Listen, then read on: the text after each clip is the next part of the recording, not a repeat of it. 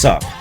I'm reliably informed that I'm terrible at pimping my stuff, so here I am, pimping my stuff. You can buy most of the shit that I make over at post-mort.com. Hope to see you there. This is just going to be some sort of cathartic ramble, I suppose, because I need the catharsis. And at least for today, I've mostly sworn off arguing with people on social media about these things, because it's not the right venue to do so, even if I take the time to write a huge long post. I'm having a very hard time with everything that's going on at the moment. I'm finding it infuriating, I'm finding it baffling, I'm finding a lot of people's reactions and the things that they're saying, and these are people who I love and respect, I'm finding them difficult or wrong or bigoted, and that's especially hard when it's people that you do love and respect and care for. And you know, I have this reputation for speaking my mind regardless of the consequences, doing the right thing regardless of the consequences.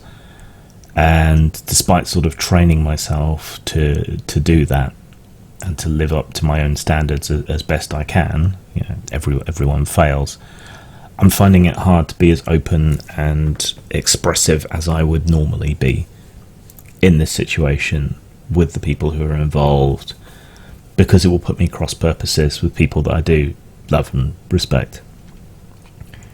And you know, I've lost a few friends over the years for taking principled positions. Some might disparagingly call that a victim complex or a martyr complex or something, but yeah, it is rough. And if people aren't, at the very least, willing to hear me out the same way that I'm willing to hear them out, even if I disagree with them, if they can't accept that we disagree on something, there's not a lot of grounds or basis left there for a friendship, really, is there? Especially at a time when I'm trying to retrain myself to be more compassionate and to follow Bregman's commandments to an extent, because I think they make sense. By the whole situation, I mean the entire world being on fire and everyone being at each other's throats, basically. And so much of what is going on serves a very useful purpose to me in allowing me, theoretically, to express and illustrate my exasperations at people going after the wrong thing, being upset at the wrong thing, seeing the things that divide them rather than the things that bring them together, how simplistic and single level a lot of people's thinking is, if they're even thinking at all, rather than reacting emotionally. And besides the whole problems of entanglements with friendships and so on, people take second and third order thinking as being somehow dismissive, rather than an attempt to examine the consequences, the broader picture, or to drill down to find the actual source of the problem. This is exacerbated for me, I think, because I know people who are rich, I know people who are poor, I know people who are black and minority ethnic, I know people who are as pure white as the driven snow, if such a thing can be said to exist, if you have any knowledge of genetics whatsoever. I know activists, I know people who are very left-wing, I know people who are very right-wing, I know people who are very poor, I know people who are very rich. I have the privileged position, you might say in casual language, of knowing people from all walks of life, which I think is a very useful thing, and I think it's an increasingly rare thing as everyone retreats into the little bubbles of agreement and becomes increasingly more radical. Not that there's anything necessarily wrong with radicalism, but positive feedback loops tend to be a bad thing. None of this is particularly helped by the fact that so much material, so much study in the soft sciences like social science, or what some people call grievance studies, is just appalling. Academics, it's barely subjected to peer review. It's not replicable. The biases of the people doing the work are often very much on show, and they're not looking to discover what's real or true. They're looking to discover something to affirm their biases. Now, that happens to everyone to an extent. I'm at best an amateur academic. I don't have access to the peer review system either, but I can examine and be critical of these things, and the fact that they're so academically unrigorous and that a layman can punch truck-sized holes through a lot of them in 5 minutes of examination is kind of telling, I think. Grievance studies is all this kind of sociology stuff around racial studies, gender studies, and like a lot of it is terrible, and I find that incredibly frustrating, because I would love to get some accurate, unbiased information, but we don't get that. We get biased studies, we get biased information from people operating on what I consider to be untenable assumptions. And so the whole field tends to get written off, which is unfair, but there are huge problems. And I've been aware of that for, 6 years now, 7 years, maybe even more. So it puts you on a very sort of suspicious footing when you try to decode and examine and understand those things. And a lot of these grievance studies areas, the work that they do often creates or justifies bigotry, or redefines forms of bigotry out of existence, which is frankly disgusting.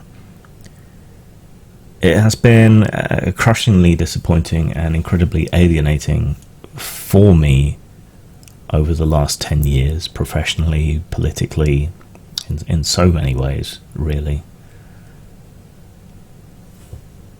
As a role-playing game designer and sort of creative in general, I'd always considered the creative community to be one that was resistant to censorship, that agreed with the principle of free expression and free thought, even if they disagreed with the particular manifestations of that.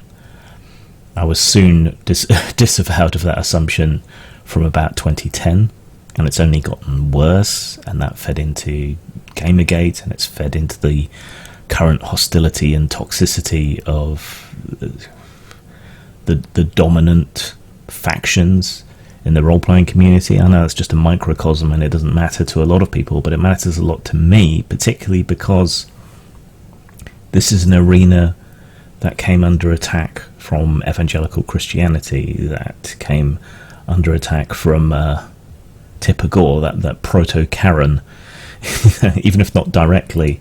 That's those same sorts of attacks. So you would think that this micro community, this creative community, would be relatively immune to calls to censorship or assumptions that it's somehow evil or wrong, and yet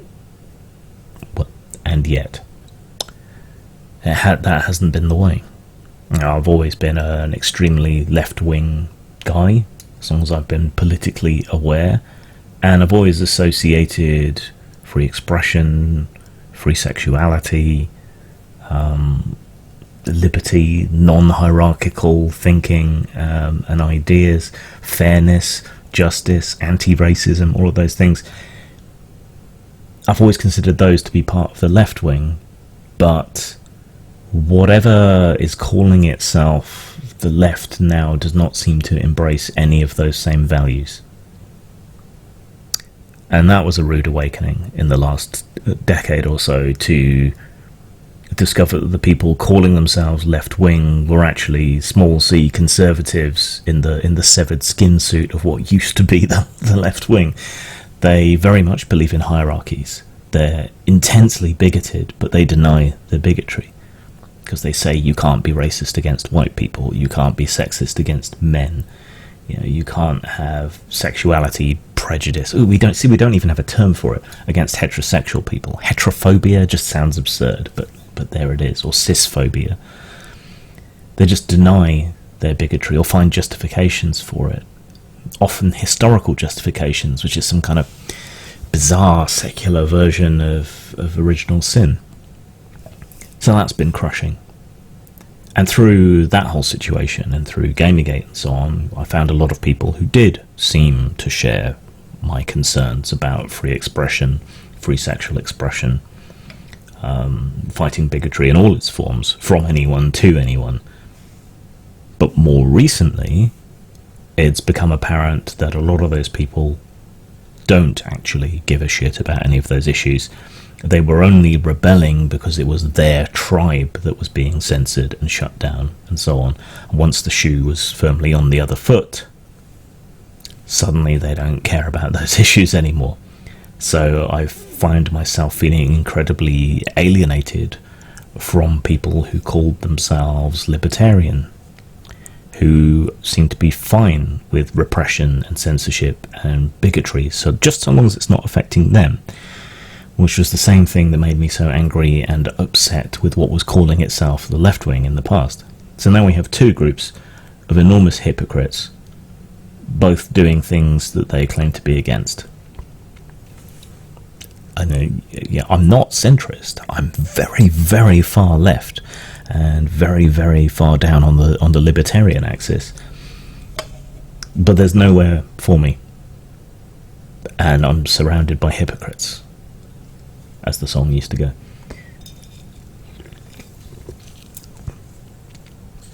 There's various concepts and ideas that I've been railing about on this channel for a long time and elsewhere. White privilege, I've just talked about that this week. I don't think there's such a thing. Now wait, hear me out. I think privilege is something that's de jure, something in law. It's not something that is de facto. So if you're claiming that there is white privilege, you need to point me to a law that privileges white people directly for being white. Right? So unless you're tweeting or commenting from apartheid South Africa in the 1980s or America during the years of segregation, I don't think you can really do that in any modern Western nation. I could be wrong, there could still be some old laws on the books, you know, taxi cabs are still supposed to carry around bales of hay, but it doesn't really happen. If you want to say that maybe black minority ethnic people are disadvantaged, yeah, not by much compared to other factors, just for being black, but in law, certainly not. In fact, I think you could make a pretty good argument the other way, because it is legal to discriminate against people for being white, or cisgender, or heterosexual, or a whole host of other things that are considered to be the dominant part of society, the majority in society. It can be perfectly legal to discriminate against them, and not even on justifiable grounds. Like it's justifiable if you're hiring bouncers for a nightclub that you want some men and some women, and if you already have enough men, you cannot advertise a job only for women because you are supposed to use women to search women. Right, so that's a justifiable bias in a hiring policy. But when you're excluding people based on their race or their gender, or their sexuality, or their gender presentation, that's bigotry. That's presumption. That should be illegal, and it often is when it is tested in law. So when you talk to me about white privilege, it hits my ear the same way that any broad brush assumption about someone for being black or Asian or whatever else would. It's blatantly racist, but it's an acceptable form of racism. And it's also terrible for communicating the idea. It's divisive. It sounds like it's trying to tear people down rather than to build people up. So I keep ramming this point home. You don't have to agree with me that it's not a thing that exists, because it's not something in law, but just tactically, at least, listen to me. This alienates people. This gets people's backs up. It's divisive. It turns people away from your cause.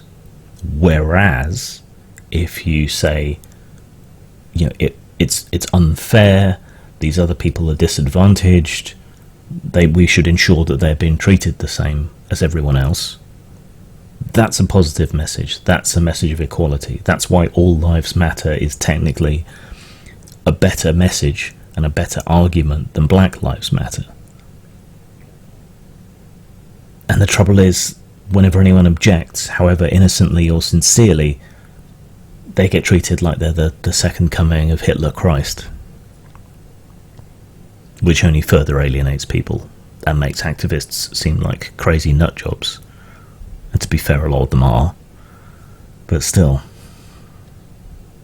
this idea of most affected by disasters and so on has led to some absurd ideas, like climate change, women and minorities most affected. Well, it affects everybody.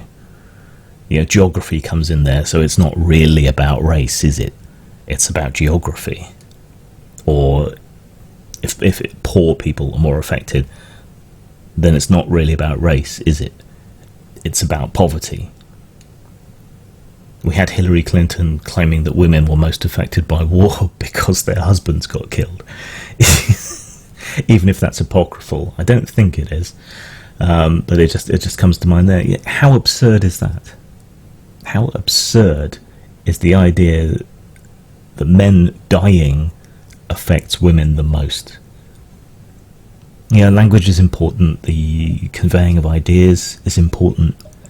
I always become painfully aware of my own language in these videos and comments and so on, because I'm trying to point out how these are ineffective communications. There's a whole host of linguistic and conceptual ideas that are making things worse. Social media makes for immediate responses with little thought and without nuance, and often constricted in terms of size. That doesn't help anything. The pseudo-left, as I call them, have massively overplayed their hand, have cried wolf a great deal, and engaged in a massive overuse of hyperbole, to the point where shaming terms, shaming language, warning language no longer conveys anything. That guy's a Nazi. Right, is he? I'm suspicious. You're going to need to show me evidence of that now. I'm not going to take your word for it. And 9 times out of 10 it turns out to be an entirely milquetoast conservative being accused of that. And Trump, for all his manifold faults and shortcomings, is not Hitler. He's not a fascist. He is a petty, vindictive, micro-penised, small-handed, orange buffoon with all the political and economic savvy of a braised cabbage, but he's not a fascist. Even just saying that Trump was not Hitler cost me a friend back during his election. It doesn't seem to matter how much other preamble or explanation you put around it. He's terrible. He's awful. He's untalented. He's a useless twat who most people didn't want in the position, but he's not Hitler. And it's only the "but he's not Hitler" that seemed to matter to some people, unfortunately. But all of these terms no longer mean anything, either because they've been overused or because they've been redefined. Most people, myself included, take racism to mean prejudice on the basis of race. And yet people are excusing their anti-white racism, and I'm aware of how that sounds. People are excusing their anti-white racism on the grounds that they've redefined racism to require a power dynamic. But one need only look at one of the pro-Brexit protests or any of the right-wing protests in the States to see that these are not people with power. These are not people with any real influence, apart from a few rare cases. These are members of the underclass and the working class who have been alienated, who feel powerless in much the same way as the rioters and protesters of minority ethnic background do, lashing out in much the same way. And these aren't people with power, so does that mean they're suddenly not racist because they have no political or economic power, but they're not racist because they don't have that, even though they apparently hate black people and immigrants and whatever else? I don't think power has anything to do with it. In fact, the prevalence of racist views is associated with a lack of societal, political, economic power. And that holds true for most groups in society. If you want to divide people up on ethnicity, one need only look at the grotesque anti-Semitism of huge swathes of the black community, or the homophobia in huge swathes of the black community, or the blatant racism of the Nation of Islam or the black Hebrew Israelites. You can't tell me they're not racist in the same way and for much the same reason that you can't tell me the KKK or the National Front aren't racist. This is the danger when you redefine terms. When you use them in new ways to excuse your own bigotry, you end up excusing other people's bigotry. This whole context, this whole situation, it's replete with ways in which I can explain my point of view, but I know that most people won't listen.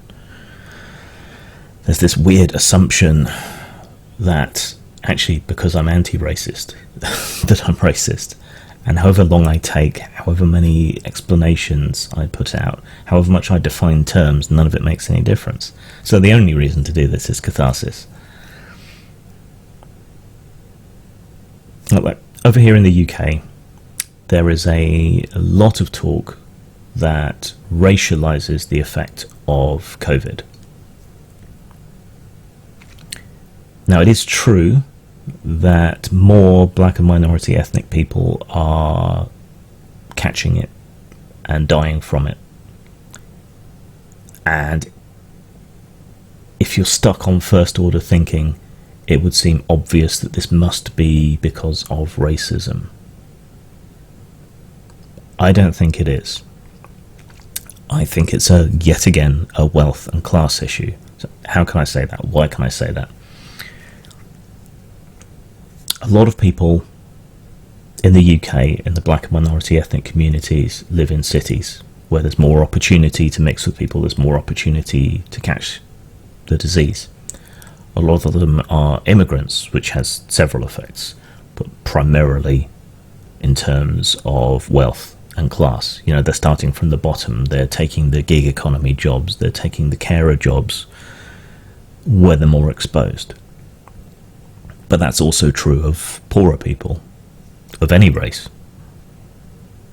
So when we make the narrative about race, we are excluding the other people that are affected, the Poles, the Romanians, who do much the same job and are similarly over-affected. There may be some medical aspects going on here as well. There was some evidence early on in the outbreak that it affected people of different races in different degrees.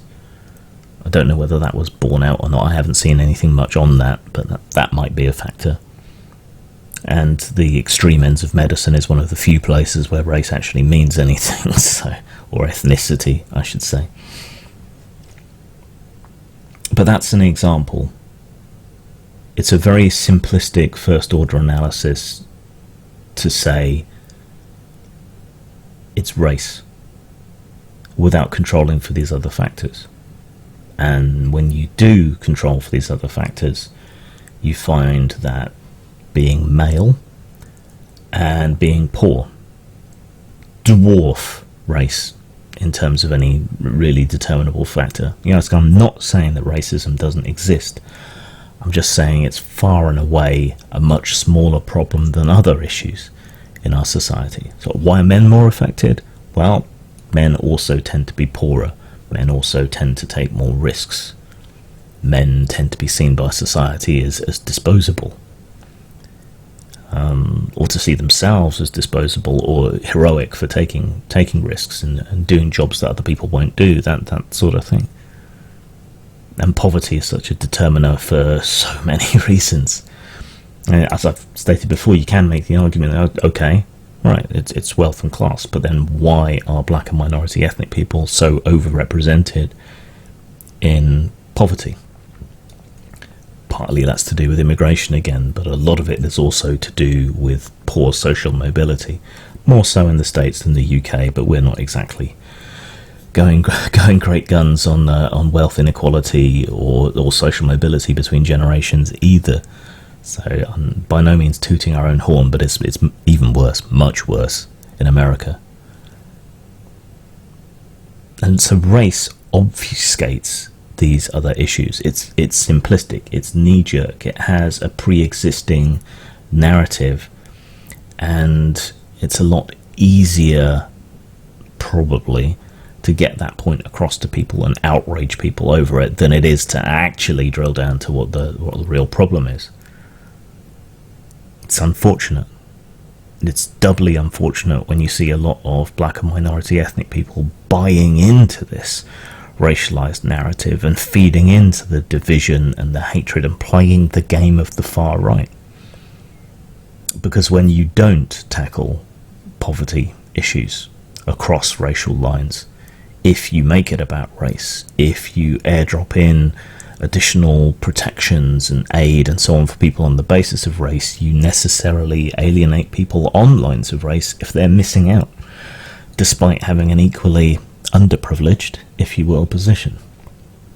Yeah, imagine you are a very, very poor white person on a council estate in some shitty northern city, and you're surrounded by families of all kinds, from all kinds of ethnicities, and then the government decides to do some kind of initiative specifically targeted against black and minority ethnic communities.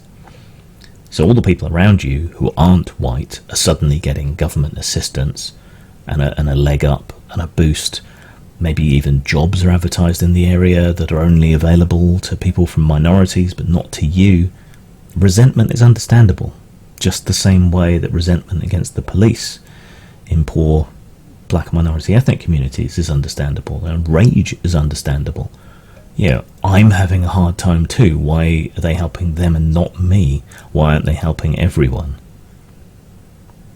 And then the far right swoops in and gives them a reason, a conspiracy theory, perhaps, that white people are being replaced and frozen out, or the immigrants are taking their jobs.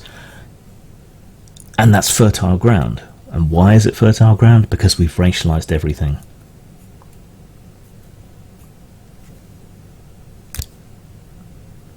It divides. And then you've got grifters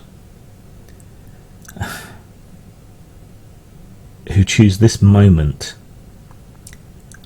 when a man's death is sparking massive civil unrest in the US, when there's broader issues that are being ignored around how poor communities and how men suffer at the hands of the police, regardless of race. And really it's mostly poverty. That's all being ignored and swept under the rug, and then you've got LARPers from left and right getting involved in the protests and the riots and trying to stir up trouble and turn it into something it's not.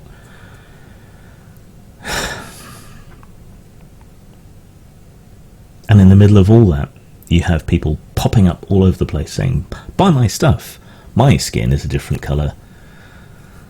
Employ me, my skin is a different colour. Which is an inherently racist position to take. So, no, that's not what we should be doing. Is your work any good?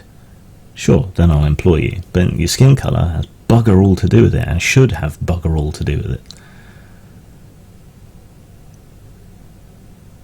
Helen Pluckrose put it well. Let me see if I can just find it.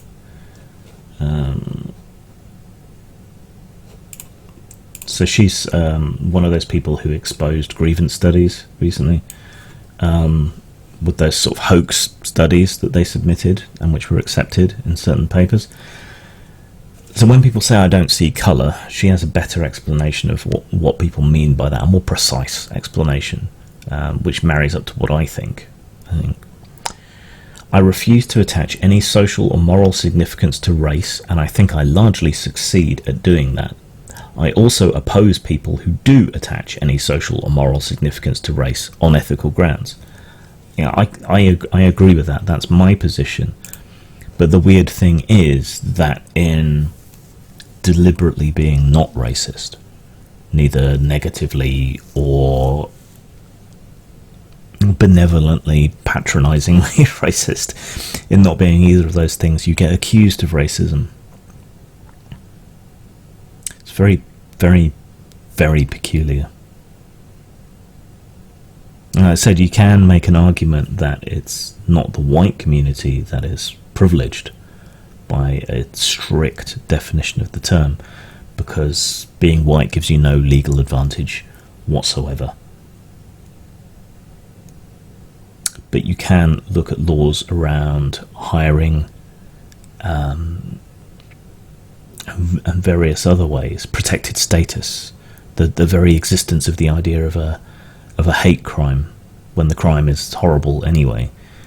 You can look at these as being genuine examples of privilege, because these are special rights or advantages granted to a group in law because of their racial or minority or other status. Similarly, when you talk about male privilege, it doesn't really exist in these terms.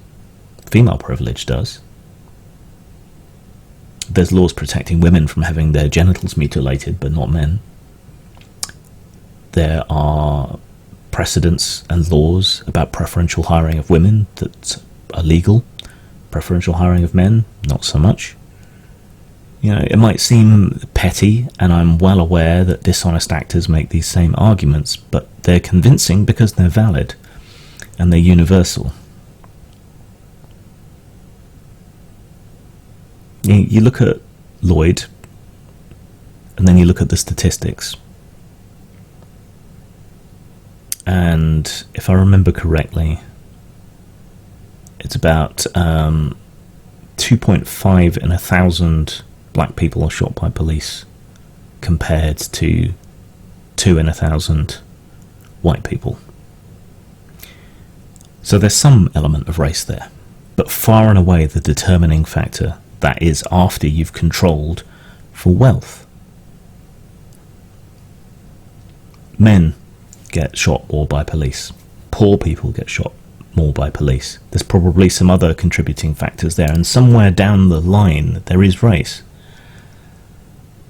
But why tackle that when the other factors are so much bigger, and where you can unify people and bring them together on those broader grounds? That something is wrong if poor people of whatever race are that much more likely to be shot by police. Are they committing more crime? Probably. Is there a reason for that? Probably because they don't have anything, and they don't have the options. They don't have the opportunity. They don't feel that there's hope in society for them to retrain or have a legitimate job or ever achieve the kind of success that they think they should have. It's a mess, and a lot of it is down to language, and a lot of that is down to this pseudo-academic language of grievance studies, which is impenetrable to most people, alienates most people. And then there's the difference in the way it's meant in academia, or when honest actors are using it, and when you encounter it in the wild.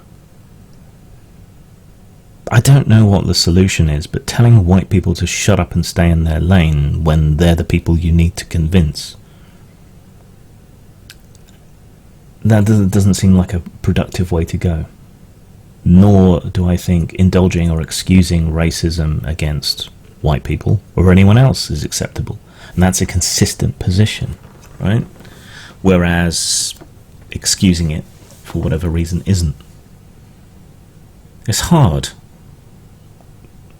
It's really hard, especially when people react so angrily when you're just trying to dispassionately decipher what's going on, or give people advice on how to reach people like you, how to moderate and shift and change their language. It's not to invalidate your anger, it's to make it more effective in creating change. I don't feel at home anywhere. I don't feel free and able to express myself, to explore these ideas, for fear of pushback that is 180 degrees from what I believe or what I'm arguing. And that speaks to my own inability to communicate effectively, and that's a hard thing too.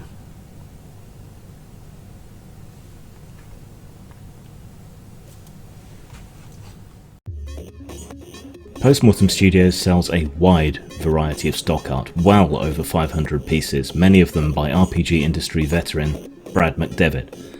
These are available for you to use in your personal or professional projects, whether stories or games or anything else. Check us out at rpgnow.com.